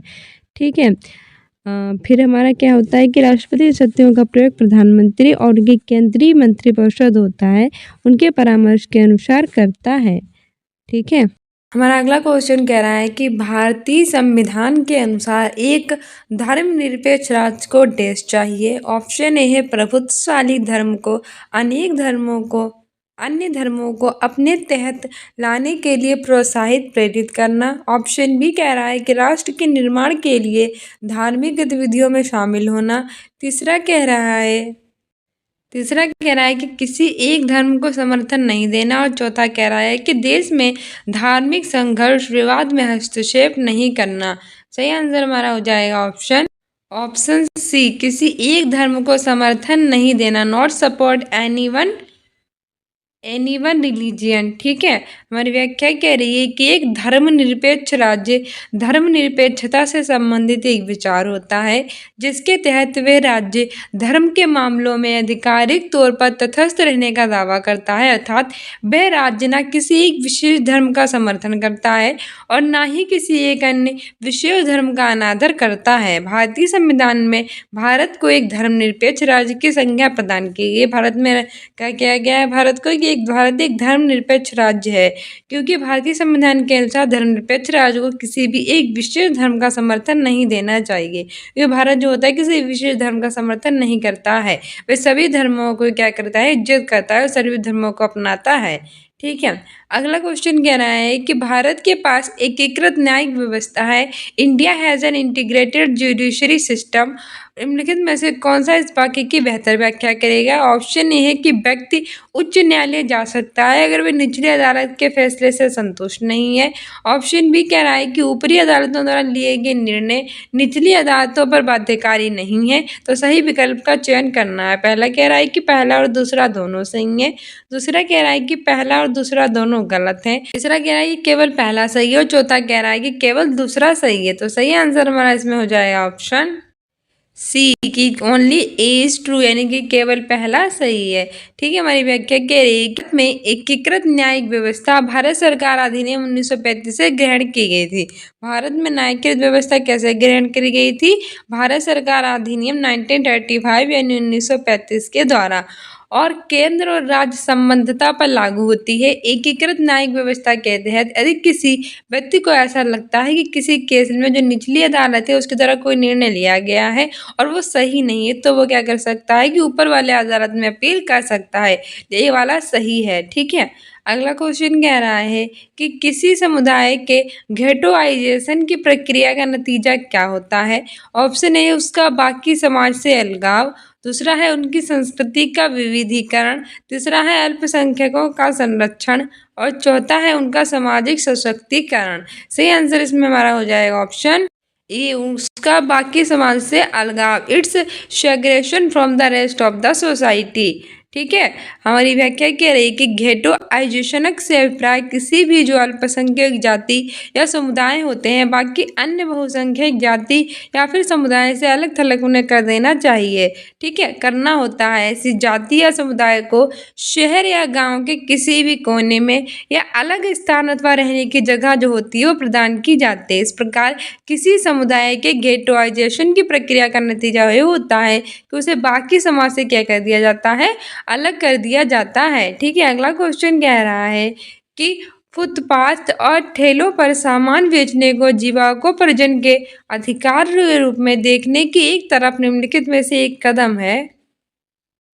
ऑप्शन ए है कि फुटपाथ और ठेलों पर सामान बेचने के लिए शहरों के कुछ इलाकों का तय किया जाना, दूसरा कह रहा है कि ठेलों को सड़कों पर प्रतिबंधित करना, तीसरा कह रहा है कि छोटी दुकानों को ठेलों की जगह स्थान देना और चौथा कह रहा है कि ठेलों और फुटपाथ पर सामान बेचने पर स्थानीय सरकार द्वारा कर लगाना। सही आंसर इसमें हमारा हो जाएगा ऑप्शन ए फुटपाथ और ठेलों पर सामान बेचने के लिए शहरों के कुछ इलाकों का तय किया जाना। ठीक है, creating trading zones in towns and cities. अगला क्वेश्चन हमारी व्याख्या कह रही है कि फुटपाथ और ठेलों पर सामान बेचने को जीविकोपार्जन के अधिकार के रूप में देखने की तरफ फुटपाथ और ठेलों पर सामान बेचने के लिए शहरों के कुछ इलाकों को तय किया जाता है और एक अहम कदम होता है, क्योंकि ऐसा करने से एक स्थान हम निर्धारित करते हैं जिसमें हम सामान बेचने वाले और इसे लेने वाले दोनों को ही सुविधा होती है। ठीक है, और भविष्य में इस व्यवसाय से संबंधित लोगों के मध्य मतभेद नहीं होने की संभावना भी कम होती है। अगला क्वेश्चन कह रहा है हमें यो आर पर विचार करना है, सही विकल्प करना है, चुनना है। कथन कह रहा है कि सामाजिक विज्ञान की पाठ्य पुस्तक में अनेक काल्पनिक एवं वास्तविक दोनों वृत्तांत होने चाहिए और हमारा कारण कह रहा है कि वृत्तांत अध्ययनकर्ताओं के विचारों और संस्थानों को समझने में सक्षम बनाते हैं तथा अंतर्निरीक्षण को प्रोत्साहित करते हैं। तो हमारी व्याख्या कह रही है कि पहला और दूसरा दोनों पहला ऑप्शन कह रहा है कि ये और दोनों सही है और ये सही की व्याख्या करता है। दूसरा कह रहा है कि सही नहीं है। दूसरा कह रहा है कि सही है लेकिन व्याख्या सही नहीं करता है। तीसरा कह रहा है कि पहला सही है और दूसरा गलत है। चौथा कह रहा है कि और दोनों गलत हैं। सही आंसर इसमें हमारा हो जाएगा ऑप्शन ए और आर दोनों सही है और आर ए की सही व्याख्या करता है। ठीक है, हमारी व्याख्या कह रही है कि सामाजिक विज्ञान की पाठ्य पुस्तकों में जो अनेक काल्पनिक या वास्तविक दोनों वृत्तांत होने चाहिए, क्योंकि वृत्तांत अध्ययनकर्ताओं को विचारों व संस्थानों को समझने में सक्षम बनाते हैं तथा अंतर निरीक्षण को प्रोत्साहित करते हैं। ये बात बिल्कुल सही है। जो हमारी सोशल साइंस की पुस्तक होती है उसमें हमें कैसे होने चाहिए, जो हमारी वास्तविक घटनाएं घटी हैं वो और जो काल्पनिक है दोनों होनी चाहिए, क्योंकि दोनों क्या करती हैं कि हमारे विचार और संस्थानें होते हैं उनको समझने में हमें सक्षम बनाती है। साथ ही जो अंतर निरीक्षण होता है उसको भी प्रोत्साहित करती हैं। ठीक है, और जो वृत्तांत बालकों में रुचि पैदा करके जो महत्वपूर्ण और चिंतन से सोच है उसको विकसित करती है और एक प्रभावी तकनीक है जो हमारे सामाजिक विज्ञान सीखने के उद्देश्य को प्राप्त करने में हमारी हेल्प करती है। इसलिए और दोनों सही और सही व्याख्या भी कर रहा है। अगला क्वेश्चन कह रहा है कि स्कूली स्तर पर सामाजिक विज्ञान के शिक्षण के आधारभूत उद्देश्य के विद्यार्थियों को, क्योंकि हमारे सोशल साइंस की पेडागोजी है, हमारे जो सोशल साइंस पूछी जाएगी हमारे टोटल 60 क्वेश्चन, जिसमें से हमारी 40 नंबर की सोशल साइंस होगी और 20 नंबर की सोशल साइंस की पेडागोजी होगी। ठीक है, तो पेडागोजी को अच्छे से याद करके जाना हमारे लिए इंपॉर्टेंट है। कह रहा है कि स्कूली स्तर पर सामाजिक विज्ञान के शिक्षण के आधारभूत उद्देश्य को विद्यार्थियों को ऑप्शन ए है जानकार और तार्किक बनाना, ऑप्शन बी है पेशेवर बनाना, ऑप्शन सी है राजनीतिक रूप से अति सक्रिय बनाना, ऑप्शन डी है सामाजिक रूप से सक्रिय बनाना। तो हमें सही विकल्प चुनना है। इसमें हमें सही विकल्प चुनना है। तो पहला कह रहा है कि पहला दूसरा तीसरा सही है। दूसरा कह रहा है कि दूसरा तीसरा और चौथा सही है। तीसरा कह रहा है कि पहला तीसरा और चौथा सही है। चौथा कह रहा है कि पहला दूसरा और चौथा सही है। इसमें हमारा सही आंसर हो जाएगा ऑप्शन डी, पहला दूसरा और जो चौथा है वो सही है। ठीक है, हमारी व्याख्या भी कह रही है कि स्कूली स्तर पर सामाजिक विज्ञान का जो शिक्षण है उसके आधारभूत उद्देश्य जो विद्यार्थी होते हैं उनको जानकार और तार्किक बनाना, उन्हें पेशेवर बनाना और सामाजिक रूप से सक्रिय बनाना होता है। ठीक है, सामाजिक अध्ययन जो होता है वह छात्रों को अपने जीवन की क्रियाओं को जानने परखने में भी उनका सहयोग करता है। जब छात्र अध्ययन करेंगे तो उनमें विभिन्न व्यवसाय, उनकी योग्यताओं को ज्ञान हो जाएगा और जो छात्रों की रुचि है उसको निर्धारित करेगा।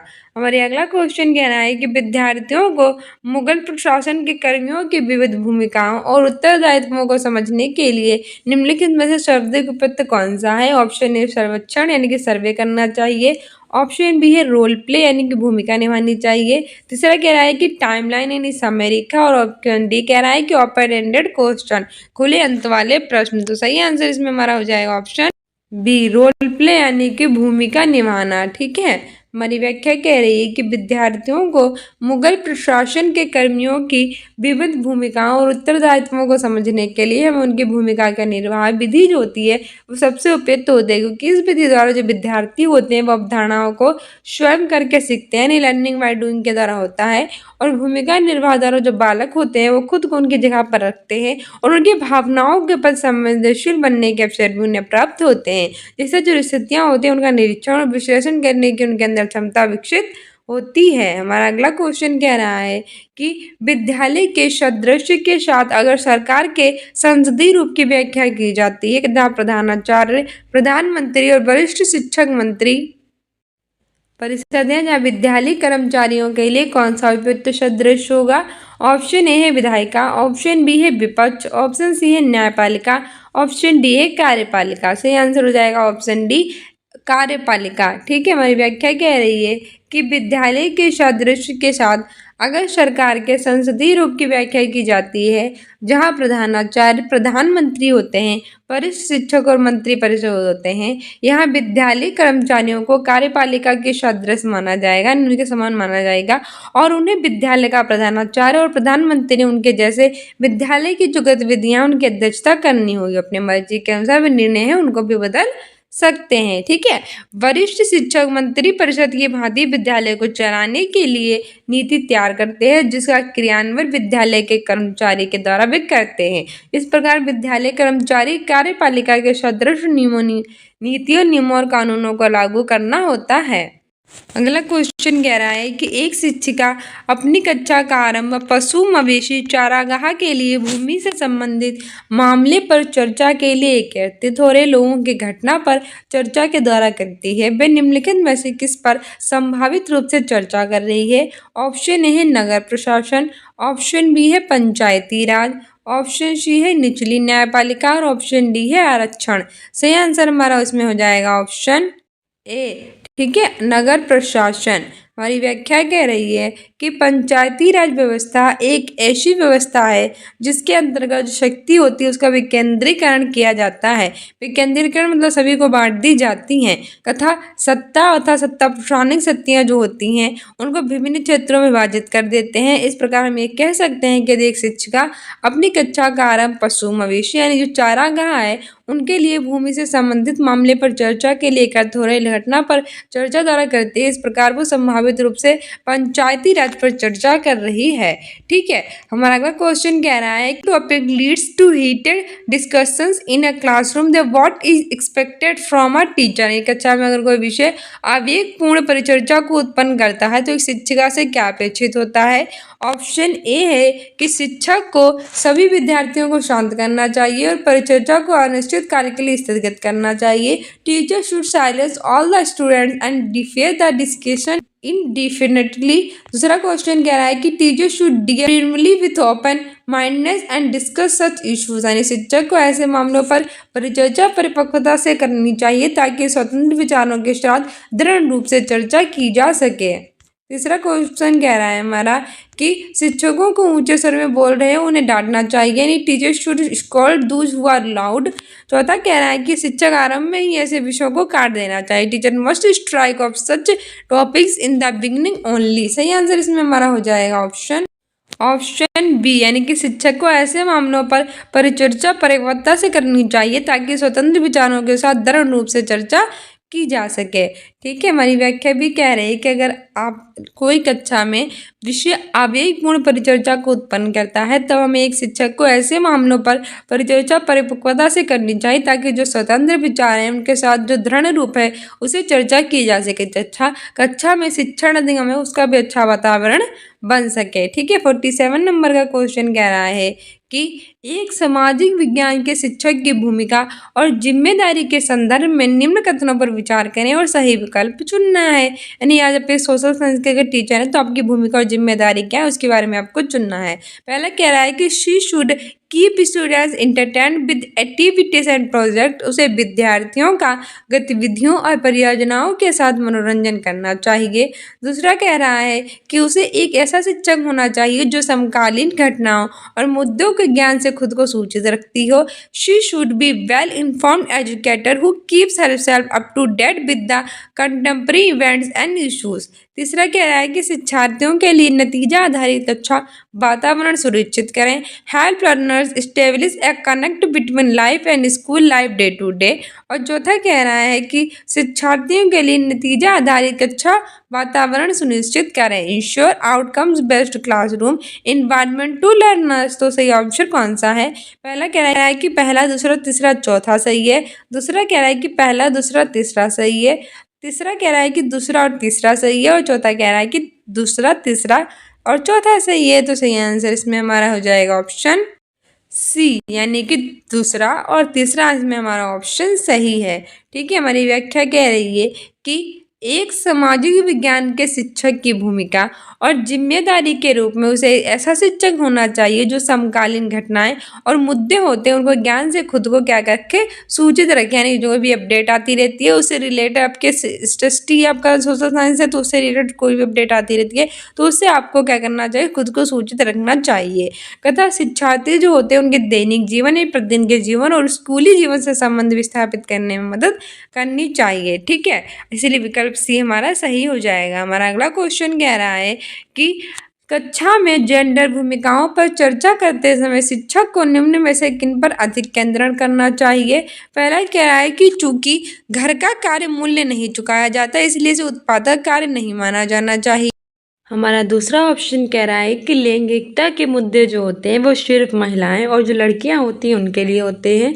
और तीसरा कह रहा है कि ये दर्शाने के लिए कि समाजीकरण हर जगह एक जैसा नहीं होता है, केस स्टडीज़ का प्रयोग किया जाता है। तो हम इसमें से सही विकल्प जो है उसको चुनना है। तो पहला कह रहा है कि केवल पहला सही है, दूसरा कह रहा है कि केवल दूसरा सही है, तीसरा कह रहा है कि केवल तीसरा सही है और चौथा कह रहा है कि दूसरा और तीसरा दोनों सही है। तो सही आंसर इसमें हमारा हो जाएगा ऑप्शन सी कि केवल तीसरा सही है। ठीक है, मेरी व्याख्या कह रही है कि कक्षा में जो जेंडर भूमिकाएं होती हैं उन पर चर्चा करते समय जो शिक्षक होता है उसको इस बात पर ध्यान केंद्रित करना चाहिए कि समाजीकरण जो होता है वो हर जगह एक जैसा नहीं होता है। बिल्कुल सही बात है, जब मैं केस स्टडीज करते समय इस बात का प्रयोग करना चाहिए, इस बात को लागू करना चाहिए कि जो समाजीकरण होता है वो हर जगह अलग अलग होता है। जहाँ लोगों के जैसा रहने का रहन सहन होगा, जैसे लोग रहते होंगे उस तरह से अलग होगा, जैसे उसकी भाषा होगी उस तरह से अलग होगा, जैसा वातावरण होगा वहाँ अलग होगा। तो सबका समाजीकरण अलग अलग होता है। ठीक है, ये दर्शाने के लिए केस स्टडीज का प्रयोग किया जाता है, क्योंकि जो केस स्टडी होती है उसके द्वारा कोई भी स्थिति होती है उसको हम भलीभांति जांच पड़ताल उसकी कर सकते हैं।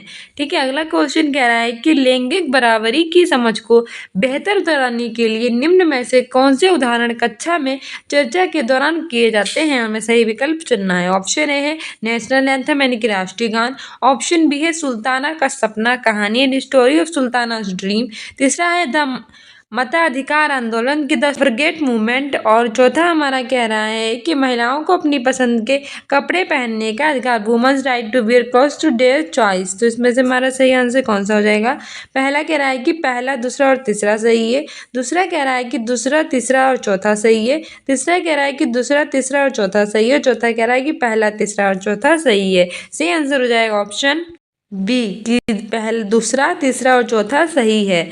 ठीक है, हमारी व्याख्या कह रही है कि लैंगिक बराबरी का अर्थ होता है कि किसी व्यक्ति के लिंग के आधार पर अवसरों, संसाधनों के आवंटन या लाभ और सेवाओं तक पहुंच में मतभेद भेदभाव की अनुपस्थिति है। लैंगिक बराबरी की समझ को बेहतर करने के लिए हम सुल्ताना का सपना जो कहानी है, मताधिकार आंदोलन और महिलाओं को अपनी पसंद के कपड़े पहनने का अधिकार, इस प्रकार के जो उदाहरण है वो कक्षा में चर्चा के दौरान दे सकते हैं। ठीक है, अगला क्वेश्चन कह रहा है कि एक सामाजिक विज्ञान की शिक्षिका अपनी कक्षा में भेदभाव के विषय पर चर्चा करना चाहती है, निम्न में से कौन से उदाहरण चर्चा के लिए उपयुक्त होंगे। सोशल साइंस की जो टीचर है वो क्या कर रही है कि भेदभाव में क्यों हो रहे हैं क्लासरूम में, उसके ऊपर उस टॉपिक पे चर्चा करना चाहती है, तो वो कौन से उदाहरण चर्चा में प्रयोग करेगी।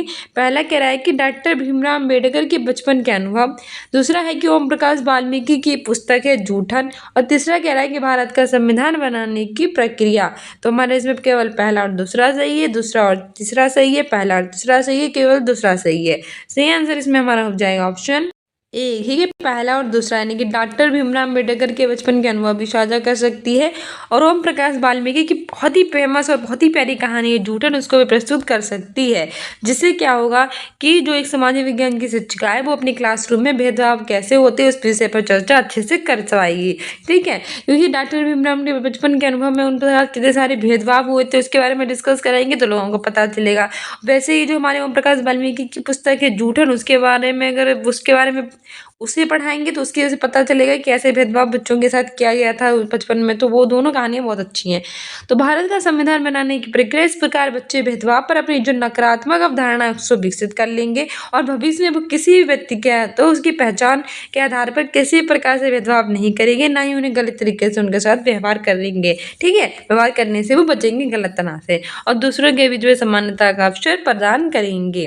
अगला क्वेश्चन कर रहा है कि भेदभाव के संप्रत्यय का परिचय देने के पश्चात जो एक माध्यमिक स्तर का सामाजिक विज्ञान की कक्षा है उसमें शिक्षिका विद्यार्थियों को निम्न सामाजिक स्तर के लोगों के द्वारा अनुभव किए जाने वाले जो भेदभाव हैं उनकी समीक्षात्मक जांच में संलिप्त करना चाहती है। निम्न में से वो कौन सी गतिविधियां होंगी उनकी पाठ्य योजना में पहला स्थान पा सकती है। पहला है कि दिए गए विषय पर वाद विवाद का आयोजन करे, दूसरा कह रहा है कि भेदभाव क्या है उस पर एक व्याख्या दे, तीसरा कह रहा है कि भेदभाव से संबंधित अखबार के लेखन जो है उसको एकत्र करे। तो इसमें से वो क्या कर सकती है। पहला कह रहा है कि केवल पहला सही है, दूसरा कह रहा है कि पहला और दूसरा सही है, तीसरा कह रहा है कि पहला और तीसरा सही है, चौथा कह रहा है कि पहला दूसरा और तीसरा सही है। सही आंसर इसमें हमारा हो जाएगा ऑप्शन सी की दोस्त पहला और तीसरा सही है। ठीक है, हमारी व्याख्या कह रही है कि आपके संप्रत्यय का परिचय देने के पश्चात जो एक माध्यमिक स्तर के सामाजिक विज्ञान की कक्षा में शिक्षिका है वह विद्यार्थियों के निम्न सामाजिक स्तर के लोगों के द्वारा जो अनुभव किए जाने वाले भेदभाव हैं उनकी समीक्षात्मक जांच में संलिप्त करना चाहती है। इसके लिए आवश्यक है कि वो शिक्षिका जो है वो भेदभाव से संबंधित जो अखबार के लेख हैं उनको बेकर्त कर सकती है और उन विषय पर जो कक्षा में वाद विवाद है और चर्चा है उसको आयोजन कर सकती है, जिससे कि जो बच्चे हैं वो पूरी तरह से सहभागिता के साथ उसमें शामिल होंगे और जागरूक भी होंगे और शिक्षित परिवेश का निर्माण होगा। ठीक है, अगला क्वेश्चन कह रहा है कि सामाजिक विज्ञान के शिक्षक की भूमिका पर निम्नलिखित कथन ए और आर को पढ़ें फिर विकल्प का सही चयन करें, कौन सा विकल्प सही है। कथन हमारा है कि किसी आर्थिक और सामाजिक मुद्दे पर एक सामाजिक विज्ञान के शिक्षक को बहु दृष्टिकोण की समझ होनी चाहिए और कारण है कि गरीबी तथा जातिगत भेदभाव जैसे मुद्दे की कई तरीके से व्याख्या करने की जरूरत पड़ती है, तो हमें सही विकल्प चुनना है। ठीक है, पहला कह रहा है कि और दोनों सही है और ये सही व्याख्या भी करता है। दूसरा कह रहा है कि सही है दोनों लेकिन व्याख्या सही नहीं है। तीसरा कह रहा है कि पहला सही है लेकिन दूसरा गलत है और चौथा कह रहा है कि दोनों गलत हैं। सही आंसर हो जाएगा इसमें हमारा ऑप्शन ए कि ये और दोनों सही है और व्याख्या भी सही से कर रहा है। ठीक है, मेरी व्याख्या कह रही है किसी आर्थिक और सामाजिक मुद्दे पर एक सामाजिक विज्ञान के जो शिक्षक हैं उनको बहुल दृष्टिकोण को समझ होनी चाहिए, क्योंकि गरीबी और जो जातिगत भेदभाव होते हैं ऐसे मुद्दे की कई तरीके से व्याख्या करने की जरूरत पड़ सकती है और जब शिक्षक को बहुल दृष्टिकोण की समझ और ज्ञान होगा तो वे अपने छात्रों में और जो धारणाएं हैं उनके प्रति सकारात्मक दृष्टिकोण विकसित कर पाएंगे, जिससे कि जो छात्र हैं उनमें भेदभाव, लैंगिक रूढ़िबद्धता आदि की भावनाओं को भी खत्म कर सकते हैं। ठीक है, इस तरह से दोनों सही है और व्याख्या भी सही से कर रहा है। अगला क्वेश्चन कह रहा है कि सामाजिक विज्ञान पाठ्यचर्या के विकास के संदर्भ में कथन को पढ़ें और सही विकल्प का चयन करें। कथन कह रहा है कि माध्यमिक मिडिल स्तर के उपरांत विद्यार्थियों को सामाजिक विज्ञान के विषय के अंतर्गत कई अन्य उपविषयों का भी अध्ययन करने की जरूरत होती है और ये पाठ्यचर्या कोई भाग होता है उसको बढ़ाता है। कथन कह रहा है कि सामाजिक विज्ञान में पाठ्यचर्या भार के लिए मुख्य कारण ये है कि जिस तरह से स्कूली बच्चों के लिए सामाजिक विज्ञान पाठ्यक्रम सामग्री का विकास किया गया वह बोधगम्य नहीं है। तो बताइए दोनों सही है और सही व्याख्या नहीं करता है। दूसरा कह रहा है कि सही है लेकिन व्याख्या नहीं करता है। तीसरा कह रहा है कि सही है लेकिन आर गलत है। चौथा कह रहा है कि एक गलत है लेकिन आर सही है। सही आंसर इसमें हमारा हो जाएगा ऑप्शन ए कि दोनों हमारे सही है और तो सही आंसर ऑप्शन ए हो जाएगी कि ए और दोनों सही है और व्याख्या भी सही से कर रहा है। ठीक है, हमारी व्याख्या कह रही है कि माध्यमिक स्तर के उपरांत जो विद्यार्थी होते हैं उनको सामाजिक विषय के अंतर्गत सामाजिक विज्ञान के विषय के अंतर्गत कई अन्य जो विषय हैं उनका अध्ययन करने की जरूरत होती है और ये जो पाठ्यचर्या होते हैं उसके भार को बढ़ा देता है, क्योंकि सामाजिक विज्ञान में पाठ्यचर्या भार के लिए मुख्य कारण ये है कि जिस तरह से स्कूली बच्चों के लिए सामाजिक विज्ञान पाठ्यक्रम सामग्री का विकास किया गया है वे बोधगम्य नहीं है, क्योंकि ये बहुविषयक उपागम होने के साथ साथ अनुशासित उपागम भी है जो लिंग, न्याय, मानवाधिकार और हाशिए के समूह और अल्पसंख्यकों के प्रति संवेदनशीलता को बढ़ाता है। ठीक है, इसलिए दोनों सही और व्याख्या भी सही से कर रहा है। अगला क्वेश्चन कह रहा है कि निम्नलिखित में से किसको सामाजिक विज्ञान की कक्षा में द्वितीय स्रोत की तरह माना जा सकता है। पहला कह रहा है कि भुज में भूचाल के समय के फोटो और इसके विवरण। दूसरा कह रहा है कि अकबरनामा पर लेखकों के संपादित संकलन। तीसरा कह रहा है कि इंदिरा गांधी को लिखे गए पंडित जवाहरलाल नेहरू के पत्र। चौथा कह रहा है कि महात्मा गांधी की पुस्तक हिंद स्वराज। सही आंसर हो जाएगा option B edited volume of articles of Akbarnama. ये अकबरनामा पर लिखे गए संपादित संकलन। हमारी व्याख्या कह रही है कि प्राथमिक स्रोत वे सूचनाएं होती हैं जो सीधे स्रोत से एकत्रित होती हैं। वे सूचनाएं जो हमें प्राथमिक तौर पर प्राप्त होती हैं सीधे स्रोत से वो हमें प्राथमिक स्रोत होती हैं, जैसे कि सामाजिक विज्ञान की कक्षा में भुज के भूचाल के समय के फोटो और इसके विवरण, इंदिरा गांधी को लिखे गए जवाहरलाल नेहरू के पत्र और महात्मा गांधी की पुस्तक हिंद स्वराज आते हैं। जबकि द्वितीय स्रोत वे आंकड़े होते हैं जो किसी प्रकार से तो आप प्रकाश साधनों द्वारा हमें करते हैं, जैसे अकबरनामा लिखे गए लेखकों के संपादक ये हमारे क्या होंगे द्वितीय स्रोत। देखिए हमारे पहले कौन से होंगे भुज में भूचाल के समय की फोटो, इसके विवरण, इंदिरा गांधी को लिखे गए जवाहरलाल नेहरू के पत्र, महात्मा गांधी की पुस्तक हिंद स्वराज। ये सब किस में आएंगे प्राथमिक स्रोत में और अकबरनामा के लेखों के संपादित संकलन आएंगे द्वितीयक में। ठीक है, याद रखना। अगला क्वेश्चन में हमें निम्नलिखित तो सुमेलित करना है और सही विकल्प चुनना है। ठीक है। तो पहला है विश्लेषणात्मक रूवारिक, इसमें हमारा प्रदर्शन वर्णक और अधिगम निष्कर्ष है। दूसरा हमारा है जांच सूची, इसमें हमारा क्या है एकाकी मानक किंतु विस्तृत प्रदर्शन वर्णक। और तीसरा हमारा है समग्र परक रूवारिक, इसमें दोहरे मानक किंतु विस्तृत प्रदर्शन वर्णक है। तो इसमें से हमें सही विकल्प करना है कि कौन सा विकल्प हमारा सही है। पहले का पहला सही है, दूसरे का दूसरा सही है, तीसरे का तीसरा सही है। कि पहले का दूसरा, दूसरे का पहला, तीसरे का तीसरा सही है। तीसरा कह रहा है कि पहले का पहला, दूसरे का तीसरा और तीसरे का दूसरा सही है। चौथा कह रहा है कि पहले का दूसरा, दूसरे का तीसरा और तीसरे का पहला सही है। सही आंसर इसमें हमारा हो जाएगा ऑप्शन सी। ठीक है, पहले का पहला, दूसरे का तीसरा और तीसरे का दूसरा सही है।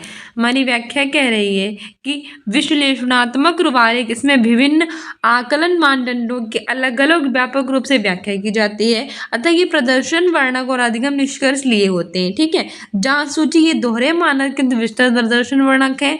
जो विद्यार्थी को जो व्यवहार होता है उसके अन्य पक्षों के संबंध में मूल्यांकन के एक सरल और प्रभावी साधन होते हैं। इसका उपयोग शिक्षार्थी के प्रयोगात्मक ज्ञान, अभिवृद्धि, रुचि, धारणाएं और मूल्य आदि के संबंध में जो उपलब्धियां हैं उनका पता लगाने के उद्देश्य किया जाता है। ठीक है, समग्र पूर्व रूवारिक एकाकी मानक एक किंतु विस्तृत समूह के आकलन मानदंडों को एक साथ वर्गीकृत करके ग्रेड शीर्षक के अंतर्गत रखा है, इसलिए हमारा ये वाला विकल्प सही था।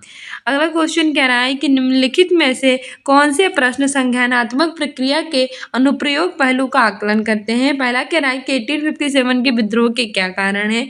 दूसरा कह रहा है कि आर्थिक गतिविधियों और गैर आर्थिक गतिविधियों के बीच एक अंतर लिखिए, उपयुक्त उदाहरण दीजिए। तीसरा कह रहा है कि प्रत्यक्ष कर क्या है, उदाहरण दीजिए। और चौथा कह रहा है कि दक्षिणी एशिया के कई देशों में शासन के संघीय तंत्र नहीं है, व्याख्या कीजिए। तो सही आंसर हो जाएगा बी, सी और डी सही है। हमारी व्याख्या कह रही है कि आर्थिक गतिविधियों और गैर आर्थिक गतिविधियों के बीच एक अंतर लिखिए तथा उपयुक्त उदाहरण दीजिए। प्रत्यक्ष कर क्या है, उदाहरण दीजिए तथा दक्षिण एशिया के कई देशों में शासन के संघीय तंत्र नहीं है, व्याख्या कीजिए। सभी प्रश्न जो होते हैं वो संज्ञानात्मक प्रक्रिया के अनुप्रयोग पहलू का आकलन करते हैं, इसीलिए ये पहलू नई और विभिन्न स्थितियों में सूचना के उपयोग के प्रक्रिया को संदर्भित करते हैं। अगला क्वेश्चन कह रहा है कि निम्नलिखित में से कौन से प्रश्न शिक्षार्थियों के केवल तथ्यात्मक ज्ञान का आकलन करते हैं। तो इसमें से वो कौन से प्रश्न होंगे, जो शिक्षार्थी है उसका तथ्यात्मक ज्ञान है उसका आकलन करेंगे। पहला कह रहा है कि जलवायु और मौसम की परिभाषा दीजिए, भारत में मुख्य मौसम कौन से है। तो आपको बताना होगा कि जलवायु मौसम में इनकी परिभाषा क्या है, तो आप बता सकते हैं। और इनके मौसम जो है भारत में जो मुख्य मौसम है वो कौन सा है, ये बताना है। दूसरा कह रहा है कि आज के समय में और महाजनपदों के समय में गांव की व्यवस्था करने के तीन अंतर देना तो बहुत इजीली होता है, कोई भी दे सकते हैं, आज के समय में और महाजनपदों के समय में। तीसरा कह रहा है कि वनस्पति जगत और प्राणी जगत की उपस्थिति खाद के निर्माण पर किस प्रकार प्रभाव डालती है। और चौथा कह रहा है कि लोगों के संसाधनों के रूप में व्यस्त करने से आप क्या समझते हैं। तो इसमें से हमारा सही व्याख्या चुननी है, तो सही व्याख्या, तो इसमें हमारा सही आंसर हो जाएगा ऑप्शन ए, केवल इसमें ये वाला जो है वो सही है। ठीक है, हमारी व्याख्या कह रही है कि तथ्यात्मक ज्ञान वह ज्ञान होता है जो विशिष्ट विषय प्रशिक्षणों के लिए मूलभूत होता है। ये आयाम आवश्यक तथ्यों, शब्दावली, विवरण और तत्व जो होते हैं उनको संदर्भित करता है। जो छात्र होते हैं वो किसी प्रशिक्षण को समझने या इसमें किसी समस्या को हल करने के लिए उसे जाने और उससे परिचित होना उन्हें जरूरी होता है। अतः जलवायु और मौसम की परिभाषा दीजिए और भारत में मुख्य मौसम कौन से होंगे। ये प्रश्न शिक्षार्थियों केवल तथ्यात्मक ज्ञान का आकलन करते हैं। ठीक है, अगला क्वेश्चन हमारा कह रहा है 58 नंबर का कि RTE एक्ट 2009 के अनुसार आकलन प्रक्रमों को विकसित करने के लिए निम्नलिखित में से किसकी आवश्यकता होती है। पहला है कि बच्चों का सर्वांगीण विकास, दूसरा है कि ज्ञान के स्थानीय से वैश्विक पहलुओं को जोड़ना, तीसरा है क्रियाकलापों, खोज और अन्वेषण द्वारा सीखना, और चौथा कह रहा है कि बाल स्नेही और बाल केंद्रित रीति में सीखना। तो इसमें हमारा सही आंसर हो जाएगा ऑप्शन सी, ए, सी और डी सही है। ठीक है, हमारी व्याख्या कह रही है कि RT एक्ट 2009 के अनुसार आकलन प्रक्रमों को विकसित करने के लिए किस निम्नलिखित चीज़ों की आवश्यकता होती है, जैसे कि बच्चों का सर्वांगीण विकास, क्रियाकलापों, खोज अन्वेषण द्वारा सीखना और बाल स्नेही और बाल केंद्रीय रीति में सीखना। ठीक है। अगला क्वेश्चन कह रहा है कि विद्यार्थियों में आकलन निम्नलिखित कारणों से किया जाता है, कौन सा विकल्प सही है। पहला है कि विद्यार्थियों को उनकी अधिगम संबंधी उपलब्धियों को प्रमाणित करने के लिए। दूसरा है कि विद्यार्थियों द्वारा जिन अधिगम संबंधी कठिनाइयों का सामना किया गया है उनको समझने के लिए। तीसरा कह रहा है कि शिक्षकों को विद्यालय के प्रति उत्तरदायी बनाने के लिए। और चौथा कह रहा है कि अधिगम संबंधी कठिनाइयों से उभरने के लिए तरीकों और साधनों का पता करने के लिए।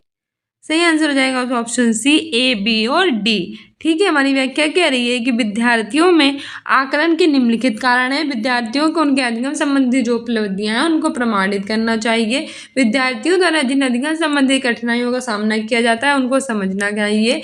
और हमारी अधिगम संबंधी जो कठिनाइयां हैं उनको भरने के लिए तरीके और साधनों का पता लगाने के लिए। ठीक है। बच्चों के अध्ययन में रुचि विकसित करने के लिए उन्हें प्रेरित करना चाहिए और शिक्षण अधिगम की प्रक्रिया को बढ़ाने के लिए छात्रों के अधिगम का लाभ उठाया जा सकता है। इसलिए ए, बी और डी सही है। अगला 60वां क्वेश्चन कह रहा है कि निम्नलिखित में से कौन से प्रश्न मुख्यतः सामाजिक विज्ञान के अधिगम निष्कर्ष, तदनुभूति, समीक्षा और संवेदनशीलता के विकास हेतु योग्यता का विकास का आकलन करते हैं। पहला है कि अपने क्षेत्र में भूमि जल को पुनः संचित करने की विधियों का उल्लेख कीजिए। दूसरा कह रहा है कि भारत के ऐतिहासिक स्थानों की सुरक्षा करना अत्यंत दुष्कर होता जा रहा है, आप इस कथन से सहमत है, सत्यापित कीजिए। तीसरा कह रहा है कि भारत के गांव के एक बड़े भाग के बच्चे कुपोषित हैं, व्याख्या कीजिए। और चौथा कह रहा है कि राष्ट्र के एकीकरण में कौन सी बाधाएं हैं, कौन सी बाधाएं हैं। सही आंसर हो जाएगा ऑप्शन बी, केवल बी और सी। ठीक है। हमारी व्याख्या कह रही है कि भारत के ऐतिहासिक स्थानों की सुरक्षा करना अत्यंत दुष्कर होता जा रहा है, क्या आप इस कथन से सहमत है। सत्यापित करने के लिए भारत के गांव के एक बड़े भाग के बच्चे कुपोषित हैं, ये व्याख्या कीजिए। दोनों ही प्रश्न मुख्यतः सामाजिक विज्ञान के अधिगम निष्कर्ष, तदनुभूति, समीक्षा और संवेदनशीलता के विकास हेतु योग्यता विकास का आकलन करते हैं, क्योंकि इनमें किसी कथन के परिणामों और विकास हेतु रणनीतियों की समीक्षा संबंधित शामिल है। ठीक है। था बी और सी सही है। सो डियर स्टूडेंट, देता हमारा एसएसटी का प्रीवियस ईयर का paper. I hope you like this video. If you like it then like, subscribe and share and don't forget to subscribe this channel. साथ ही आप सीटेट के सारे प्रीवियस ईयर के लिए, पुलिस के लिए और करंट अफेयर्स के लिए आप हमें स्टूडेंट्स यूनिक अकेडमी को इंस्टाग्राम पे फॉलो कर सकते हैं। स्टूडेंट्स यूनिक अकेडमी 1 2 3 के नाम से मिलते हैं अपने नेक्स्ट वीडियो में। साथ ही आप प्लेलिस्ट देख सकते हैं, कम्युनिटी पोस्ट में आंसर दे सकते हैं। If you like this video then don't forget to subscribe this channel. Keep loving, keep watching, keep sharing. Thank you, bye.